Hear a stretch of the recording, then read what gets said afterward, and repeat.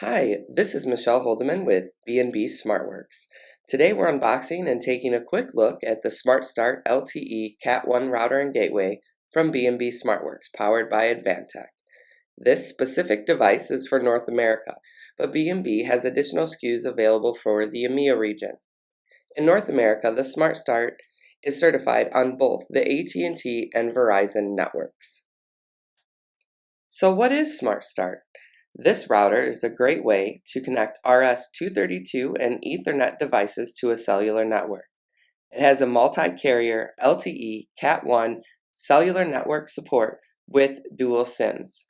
Some industrial M2M and IoT applications include Ethernet lottery machines, ATM stations, kiosk locations, gaming terminals, along with RS-232 traffic controllers, meters, UPS systems, PLCs, and more.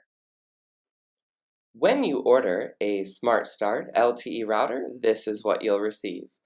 So let's open the box and take a look. First, we have the Quick Start Guide. And then, this is the SmartStart LTE router. In the front of the device, we have the Diversity antenna connector, main antenna connector, RS-232 DB9 connector, the RJ45 Ethernet connector, and the power supply connector. In the rear panel, we have the dual SIM card slots, which would be used to connect to a cellular network. Also included is the power supply cable. The router requires an external DC power supply, which, as you can see, can be connected via the tin strip leads. And at the other end, we have the power supply connector. Lastly, we include an optional DIN rail attachment with two holes that will attach to the corresponding holes on the back of the device. Several top features of SmartStart include best-in-class power consumption, as well as optimization for solar and battery-powered applications.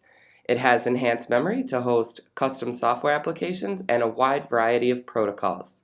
SmartStart also supports VPN tunnel creation using various protocols for safer communications.